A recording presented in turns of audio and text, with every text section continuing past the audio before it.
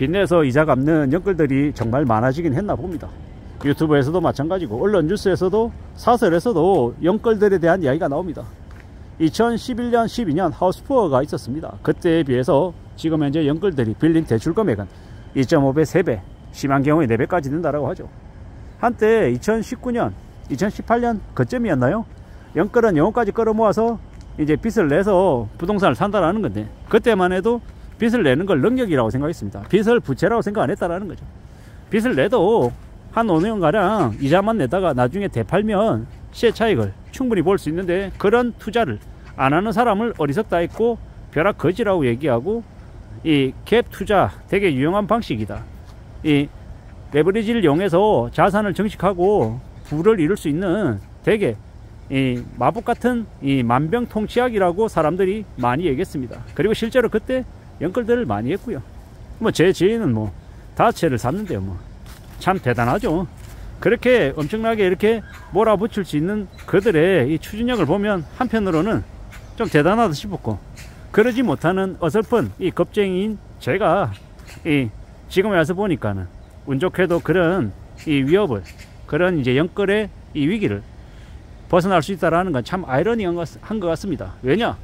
저도 이렇게 어지간한 이 욕심, 탐욕 덩어리였거든요. 과거를 되돌아보면, 제가 제 자신을 되돌아보면 지난 한 5년 사이에 이 2019년에서 2024년 상반기까지 많은 어려움을 겪으면서 그 기간 동안에 좀 많이 변한 것 같습니다.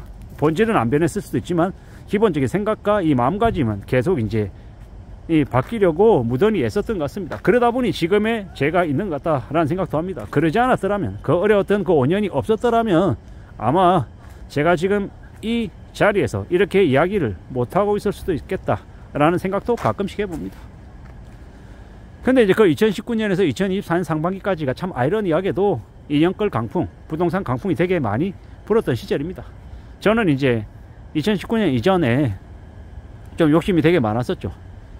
이 주식도 무지하게 많이 했었습니다. 러시아 주식도 하고, 홍콩 주식도 하고, 베트남 주식도 하고, 미 나스닥은 당연히 했었고요. 그렇게 이제 해외 주식 투자도 되게 많이 했었고, 수익도 좀 적지 않았던 것 같습니다. 근데 이제 그렇게 욕심 부리고 너무 이제 과도하게 레버리지를 이용해서 하다 보니 나중에 탈이 좀 났었던 거죠. 이 주식과 주식의 비트와 뭐 연끌은 주식이냐 부동산이냐 조금 분야가 좀 다르긴 하지만, 전체적인 맥락에서는 빚을 과도하게 끌어와서 뭔가를 투자한다라는 측면에서는 둘 다 위험한 거다라고 저는 생각합니다. 그리고 이 언론에 사설에도 이제 연끌이 나오더라고. 연끌이 그러면서 뭐라고 얘기하냐, 연끌을 도와줘야 된다, 아니면 자신의 책임이니까 자기가 알아서 하게끔 내버려둬야 된다, 뭐 이런 얘기들 되게 많이 하던데, 뭐 그런다 한들 뭐 정부나 아니면 지자체에서 연끌들을 어떻게 도와주겠습니까? 도와줄 수 있는 건 뭐 특별하게 없다라고 생각하고, 결국 그들이 좀 더 적극적으로 그 빚을 갚기 위한 노력들을 하지 않으면 안 될 것 같다라는 생각이 많이 듭니다. 왜냐? 금융권들이 지금 현재 연끌들에게 집값이 이제 하락한 만큼의 원금 일부 상환 요구를 하고 있고, 또 고정금리였던 걸 변동금리로 바꾸게끔 하고 있는 시기가 지금이기 때문에 더욱더 이제 연끌족들에게는 되게 이제 어려움들이 많이 닥치고 있다라는 거죠. 죽겠다라는 얘기도 되게 많이 하고 있고요. 그런 것들을 볼 때 이제 연끌족들이 이제 뭔가 이 직접적인 뭐 행동으로 옮기지 않으면 안 되겠구나라는 생각이 들고, 또한 금융권들이 그때까지 기다려 주지도 않고 뭐 연체하는 순간, 혹은 연체가 3개월 이상 넘어가면 경매로 바로 이 채권 회수를 위한 이 행사가 들어간다라는 거죠. 그런 것들을 볼 때 참 많은 생각들이 듭니다. 감당할 수 있는 빚을 지지 못하면 그게 얼마나 큰 화가 되는지를 이제 옆에서 간접적으로 많이 겪는 거죠. 저는 이번은 아니지만 2011년 12년 하우스푸어 때 또 돈을 많이 깨먹고 무리하게 이제 빚을 냈던 그 과거가 있습니다. 창피하고 부끄러운 얘기인데요. 그래서 이제 경제적인 손실도 좀 제법 봤죠. 그 전까지는 또 되게 잘난 줄 알고 살았습니다. 참 희한한 거죠. 뭐가 희한하냐면, 이 욕심 부리지 않고 그냥 우직하게 살아가는 게 되게 재미없고 뻔하고 이 지루한 건데, 그렇게 살 수 있는 사람들이 되려 안전하고 평온하게 살더라는 겁니다. 우리의 삶이 다이나믹하고 막 이런 건 되게 위험한 거다라고 생각합니다. 영화 볼 때야 이 상황이 급반전되고 드라마틱하게 뭐 도와주는 사람이 생기고 또 적이 생겨가지고 재산을 다 잃어버리고 저 밑바닥까지 추락했다가 또 다시 재기해서 다시 올라가고, 이런 것들이 드라마나 영화에서 뭐 이 줄거리를 위해서 그게 이 긴장감을 위해서는 필요한 게 맞는데, 현실 세계에서 그런 일들이 벌어지면 삶이 어떻게 된다? 삶이 엉망이 된다라는 겁니다.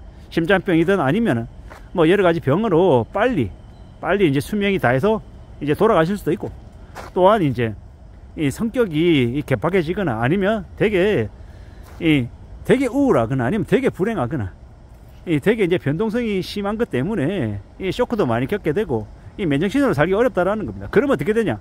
술에 빠지든 아니면 뭐 다른 뭔가에 중독이 되든 탐닉하든 그렇게 이제 개팍하게 변해가더라는 겁니다.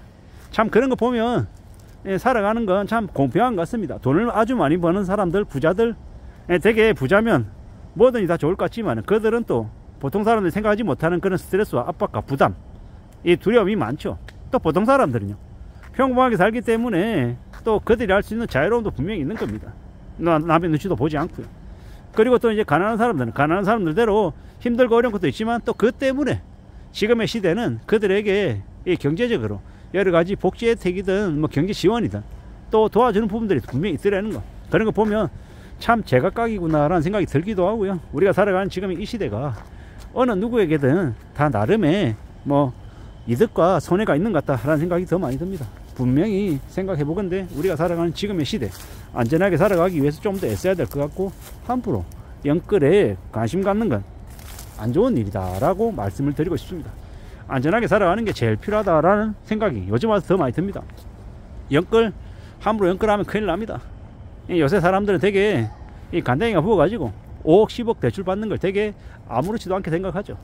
너무 무모하게 생각하는 사람들이 많더라는 겁니다. 8억짜리 집 사는데 6억 5천 대출 받고 15억짜리 집 산다고 뭐 11억 10억 이렇게 대출 받는 사람들을 보면 참 무섭기도 하고 대단해 보이기도 하고 놀랍기도 하고 여러 가지 생각들이 있습니다. 결국 감당할 수 있으면 뭐 좋은 부자 엄마 아빠가 있어서 그 빚을 또 나중에 엄마 아빠가 해결해 줄 수 있으면은 또 다행일 수 있는데, 그런 믿는 구석조차 없다라고 하면 이제 정말 이제 머리가 아픈 거죠. 영끌에서 그냥 아래로 추락할 수 있기 때문입니다. 정말로 조심해야 될 건 자신이 감당할 수 있는 범위 아니어야 된다라는 겁니다.